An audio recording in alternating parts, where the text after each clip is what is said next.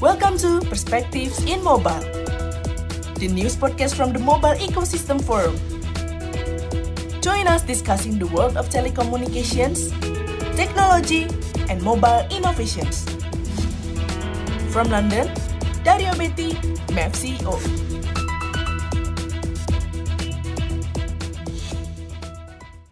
And welcome to Perspective. My name is Dario Betty. I'm here today with Ian Germer. Ian, you are at home because you are an advisor of MEF, so welcome to the office of MEF today. Well, thank you for inviting me. It's a face-to-face for one of a few and lucky podcasts where we can do face-to-face. So, Ian, let's go back to your career, long and successful as it has been, and we can say long because you were there at the very start of the mobile industry, this communication industry. You were a fresh graduate, becoming then chief engineering for Vodafone, then established in 1984, then progressed through other different roles, will come that, Millicom, and finally Orange when you spent another 14, 15 years of your career. So plenty there.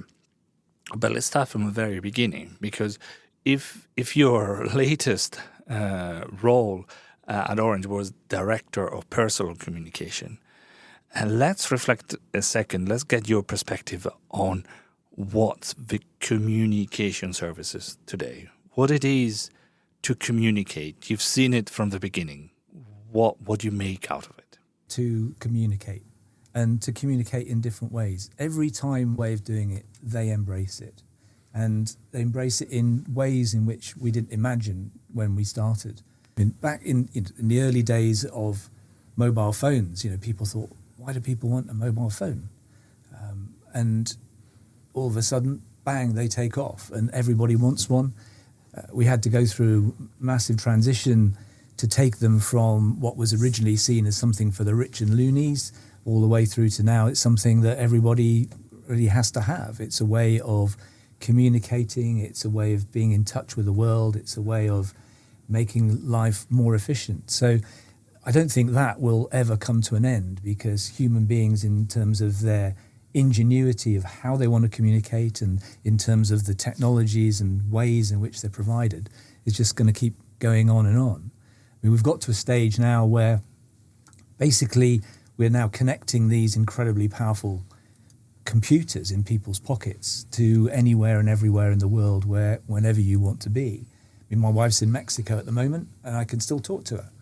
I remember years ago an interview that Paul McCartney did, actually talking about life before mobile phones. And he said, people used to have to go to the phone box, the corner of the street. When I was at college, it was great because the only way I could talk to my parents was going to a payphone, which, fantastic. I always had an excuse not to do that.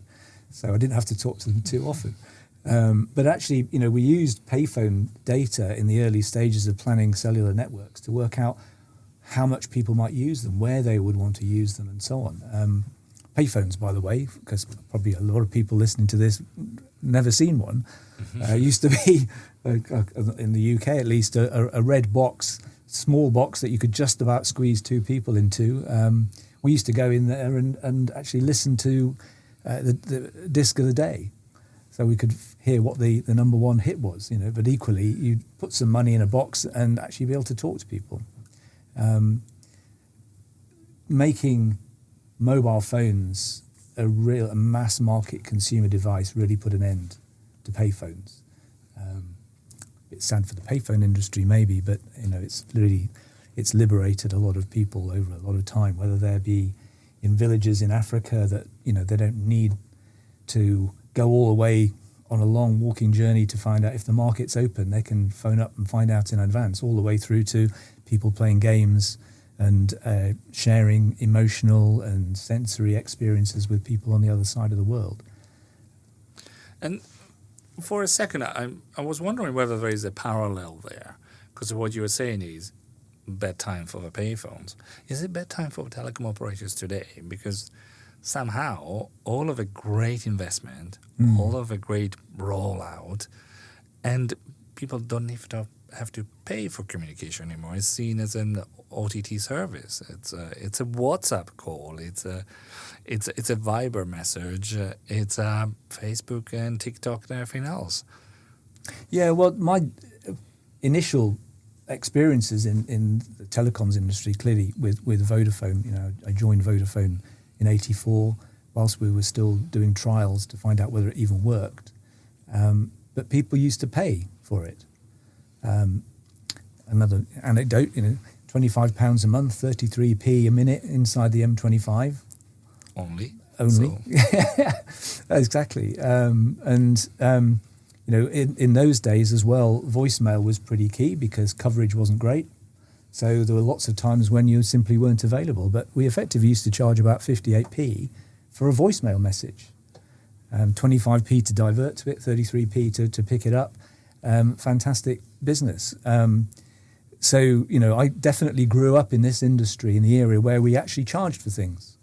And that didn't really limit the market, in many ways, but certainly with more competition coming in and more competition for, let's call it non-licensed operators or OTTs, that clearly has squeezed telcos quite a lot. I think telcos have tried to reinvent themselves, looking at whether it's banking or content providers and so on. In the early stages of Vodafone, there was a famous phrase that the CEO often said, let's stick to our knitting. Mm-hmm. In other words, we're a mobile communications provider, we're not doing fixed. But clearly as time went on, those urges got blurred. The more that data became feasible at higher rates on mobile, the more the blurring of boundaries between fixed and mobile. So those things came together, and so telcos have very much become full mixed media providers, but in doing so, they provided the infrastructure to allow OTTs to come over the top. Because in many ways, it's telcos that still provide the backbone of the internet, but the people, whether it's Google, WhatsApp, or any of these companies, they're all using that infrastructure. And so I think in many ways, telcos have lived in a regulated environment, and the internet, largely speaking, has been an unregulated environment. Telcos have tended, for both regulation reasons and business reasons, to charge for things and been very explicit about that, whereas people who come from the internet business model, charging is something that doesn't quite fit. I remember a conversation at a very early stage when I was at Vodafone trying to convince my boss we needed to do more about the internet. And he said, well, explain the business model to me. What happens, how do they do interconnect payments? I said, well, there aren't any interconnect payments. It's peer-to-peer. No, that can't be true. Go away, come back when you've got the right answer. And so, there was clashes of business models. So I think, yes, telcos have suffered a lot. I think they've not managed to reinvent themselves and embrace different business models. I think there's also a kind of culture. When I first got involved with the GSM, the original GSM standard, working on the standards for that, first truly international digital standard, Vodafone and Cellnet were the only private operators in the room. And we were kind of looked at a bit curiously, what are you? We're all state monopolies. None of what's going on in the UK. That'll never happen to us. That, whilst, I guess the modern view is that you need more competition, you need deregulation, but actually that was what enabled the original digital GSM standard to come about so quickly and to happen, because there was intellectual competition, not commercial competition. And that certainly helped give an impetus to the development of those standards and, SMS, for instance, which may not have come about had it been a more commercially framed organisation. Clearly GSMA was formed to try and then put commercials around that environment, and that what led to things, the development of another company I was involved in, MAC, which was about clearing of data and financial resources between roaming partners. In those days as well, I worked on the creation of the Equipment Identity Register and IMEIs, which is another thing that MAC tried to build a business on. So lots of things happened in those, if you like, really regulated era. That is partly why we're here today. But the opening up of that has really democratized things in a tremendous way. You've got much more open innovation happening. But at the same time, that commercial competition in some ways hinders the growth for both telcos and non-telcos.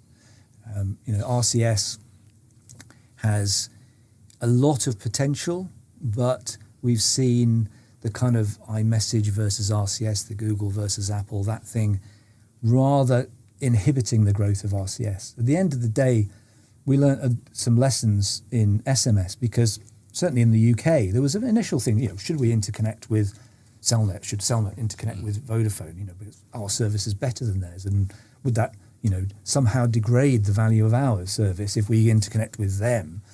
All sorts of things like that were discussed. But eventually people came round to the obvious fact that if you want a communication service, you've got to allow people to communicate. And people don't form their friendships around networks. They form their friendships around their friends. And they will choose whatever phone or network is appropriate for them at that point. And so you have to have true interconnect. And I think some of the commercial evolutions of OTTs have prevented that. We saw that in early stages of instant messaging, and people tried to create clients that were multi-service connected. They eventually all kind of disappeared. But lack of interconnect means lack of communication. And so now with Apple finally agreeing to adopt RCS, although we don't know the full extent of that, that's got to be a good thing. But now you've got this interesting mix of, for instance, Google providing a lot of the infrastructure for RCS, whereas traditionally telcos did all that themselves. Okay, they bought it from Ericsson, Nokia, the usual suppliers, but they owned it, they hosted it, they ran it themselves. So now you've got competition not just coming in, if you like, at a retail level, but also actually in the provision of the network services themselves. And that's brought some interesting dilemmas and issues around the industry, some good, some bad. But certainly telcos, I think, have struggled to come to terms with different business models, with the need to compete with each other in ways that they hadn't done previously, and to embrace this supply and mix of different people coming in. At a very early stage, when we created micro-billing on SMS at Vodafone, who was providing the big part of that value was one of the equations. How much of this revenue we're collecting should we share with the content owner? Is it their value that's making this market work, or is it the fact that we've provided SMS that's making this market work? So, eventually we managed to push that so the majority of the revenue went to the content owner. But again, you always get this again, it's an evolution of a business model. In the early stages of cellular, certainly in the UK, that people had to sign enormous contracts. There was lots of protection built around against bad debt and all sorts of things. And that's what basically stopped mass market retailers, supermarkets, coming into the market. And that's one of my key objectives when I led the whole prepaid development was how do we get a phone onto the shelf in a supermarket? And the way to do that really was make it like potatoes. And again, that was a massive change in the business model because we had to get to a stage where in a supermarket, people could just go to a shelf, grab it and pay for it and walk out. No contract, no administration. But the supermarket would want them to come back. So how do you create footfall? Well, that's easy. You create scratch cards so they have to come back to do top-ups. So that was a massive change to the business model of the distribution side.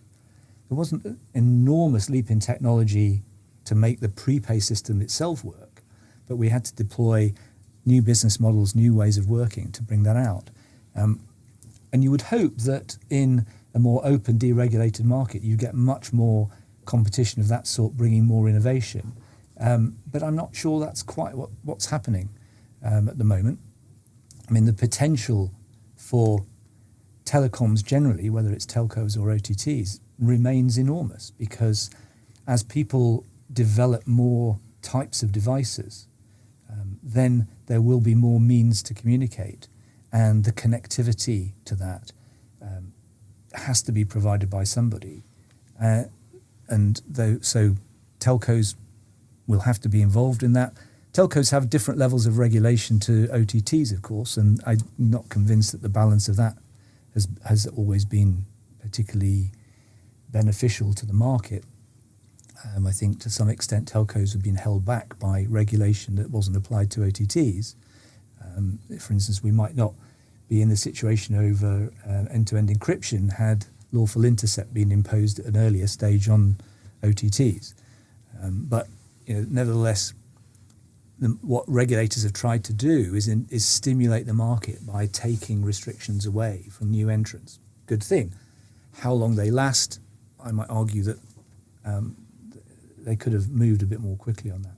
And probably in the last few years, we've seen how regulation is starting to apply to some of the OTT. And even the move from Apple recently to open up is seen as a way to kind of accept that the European Union and the DMA was going to be arriving and opening and requesting interoperability with services.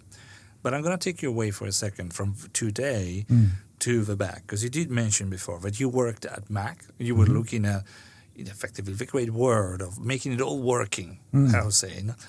And that was about roaming, that was about the early part of the agreement, so to speak. Something that, again, today we almost look at for taken for granted, but that was one of the great advances in GSM and everything else. But look at the status of roaming today. Is this the market that you were hoping it was going to get at the time? Or has it developed in different ways? Well, surprisingly still surviving, you can say. Even after COVID, numbers are picking it up. But is this a viable business, all of that roaming and peering stuff? Are we going to be seeing gone?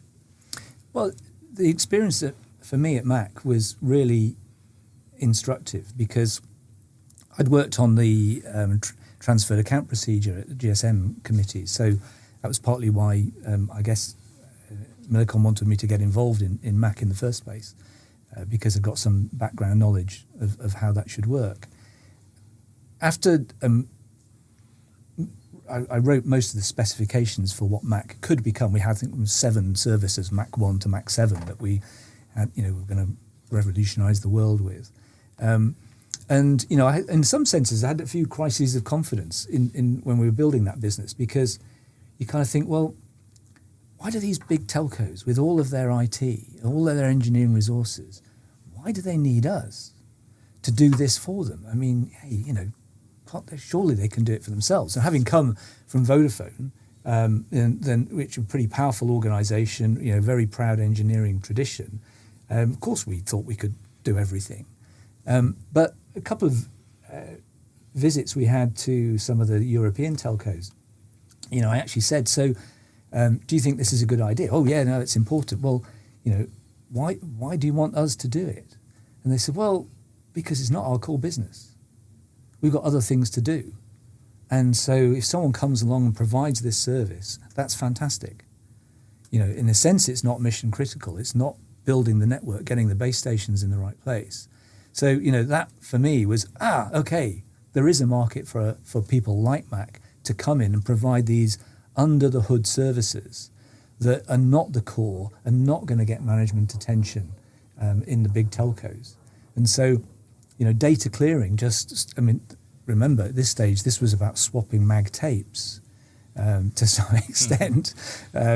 We're gradually going into the world where there might be data links to transfer stuff over. But when we started, I had a massive great tape machine that I was running tests on, test data, filtering it and checking the integrity of it and building stats and so on. So,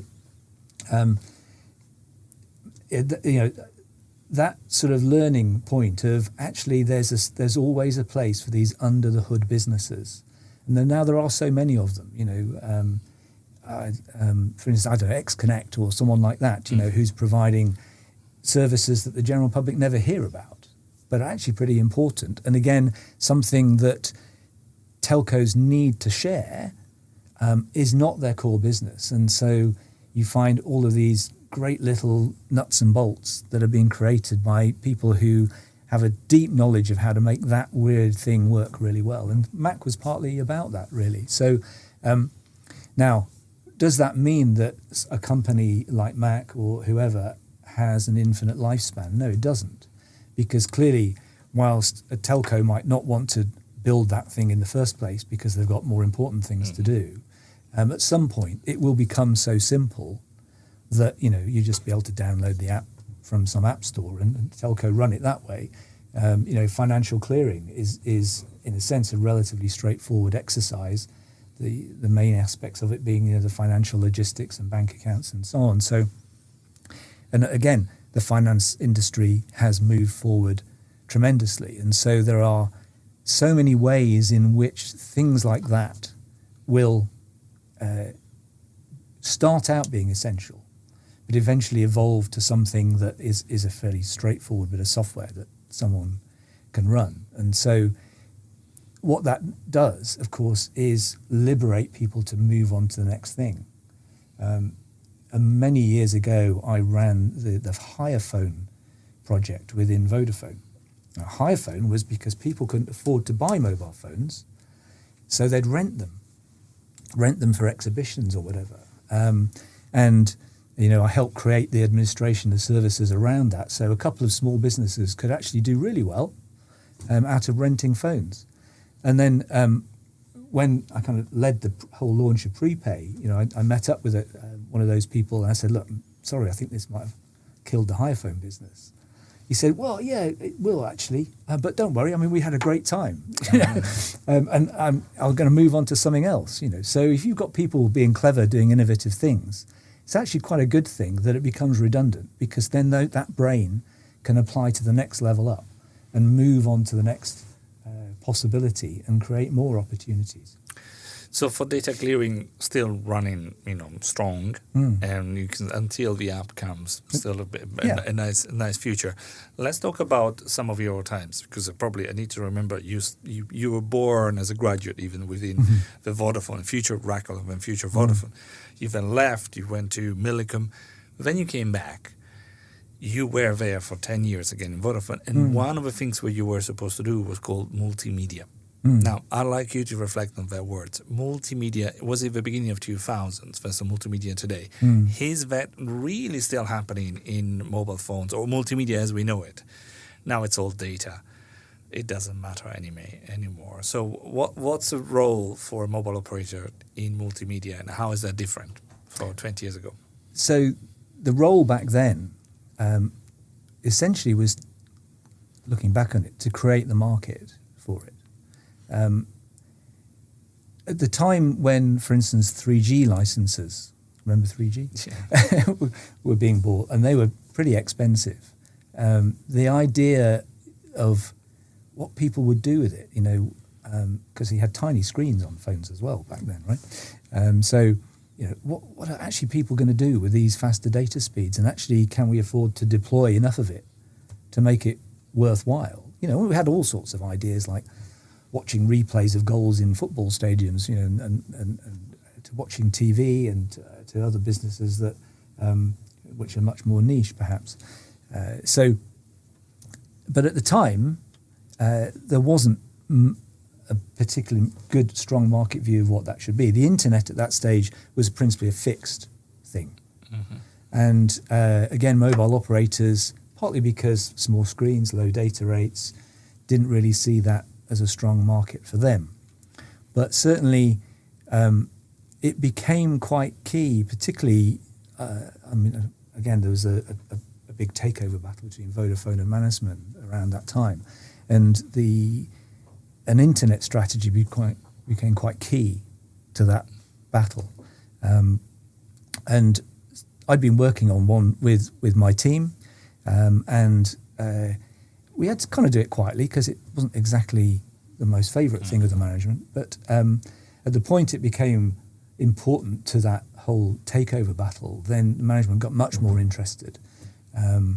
And so, you know, that's kind of what gave that the impetus at Vodafone to really invest in it.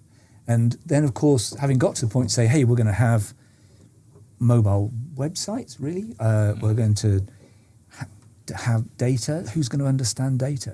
What's that going to be for? So we needed to create something that people could consume through it. And Vodafone Multimedia, which was effectively a kind of mini internal startup, was all about trying to find the content and the services that would bring multimedia on mobile phones to life. Now, of course, today, people, as we just heard from an unfortunate member of the Scottish government, watch films and football matches on their tablets over mobile data. And at the time, in the early 2000s, that was a pretty far-fetched idea, really. So it was really about relatively speaking, low data rate services. So it had to be targeted, so black and white news and stuff like that. That makes sense because you could actually fill a screen with that pretty quickly. But really, throughout the whole, my experience at Vodafone, Vodata, and Microtel and Orange, creating opportunities for other people to do wacky things with the network is key. And at Vodata, I ran the Business Partners Program, and that was about people developing applications for originally analog cellular data, then moving on to SMS and to digital data services, people developing all sorts of different applications. We did things like create a mini ATM for the Co-op bank using SMS. In fact, one of the first chatbots, probably. Mm-hmm. You couldn't draw money out, but you could at least ask what your balance was and stuff like that.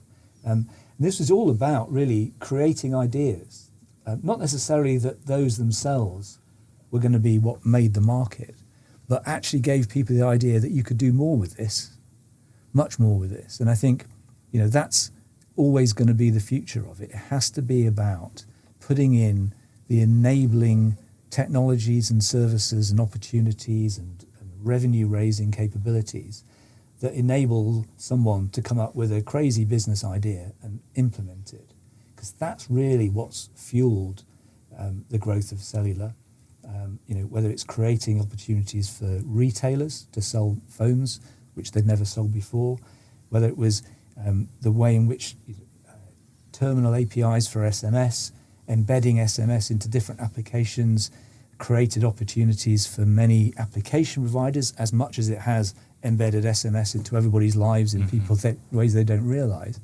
And going forward, that has to be the way. So whether you're a telco or an OTT, you have to be thinking about what can we open up to let people who we're not in control of exploit their wacky ideas. Because that's absolutely always going to be the future of communications, because people will always want to talk. They'll always want to find new ways to communicate, but you have to give them the means to do that. And to do that, you have to give the means to people with wacky ideas to just try and implement stuff. Ringtones. There used to be ringtones, right? And probably some people got good memories of those, some people got bad. But one of the key reasons that worked was because we created microbilling on SMS. So you could download a ringtone and pay for it on your bill. So, okay, there's technology there to write ringtones, to download them, but the opportunity to raise revenue from it was pretty key. And so all the way through the success of telecoms, you'll see these things that have enabled the opening up of opportunities that people in whether it's an OTT or a telco, just wouldn't have thought about. And our half an hour is almost gone. It's gone. So I've gone after, but I want to ask you one final thing, which would be, if you were to tell somebody starting today communication services, and today would probably be some of our friends at Google or Viber or WhatsApp and so on, what would be your advice to them? What would be today's communication services? What is that they need to know for the last 20, 30 years of development? Has to be learn to be open, learn to open opportunities to other people because they will build your business for you. So that's the key thing, opening up opportunities to let people with ideas that you're never going to have yourself to make new ways of communicating. And as new devices, new sensors, new feedback mechanisms, whether it's visual, whether it's haptic, whether it's smell, whether it's voice, whether it's analyzing your gait to build a new form of digital signature, all of those things, which are going to come about, they will create new ways of communicating and enjoying life and enjoying business. And for any provider of any sort to be successful, they have to be open to letting other people take something that they've built and run away with it and make something fantastic that they'd never even thought of themselves. That's great. Now, great to be talking with you again, Ian. And I hope we're going to see you more and more within MEF as well. So we'll keep on talking. Mm-hmm. But today, for our podcast, thank you very much. Great to have your perspective. Well, thank you for asking me. Thanks for listening to Perspectives in Mobile. Join us next as we explore telecoms, technology, and mobile innovations. Stay tuned, stay connected, and let's unlock the mobile potential together.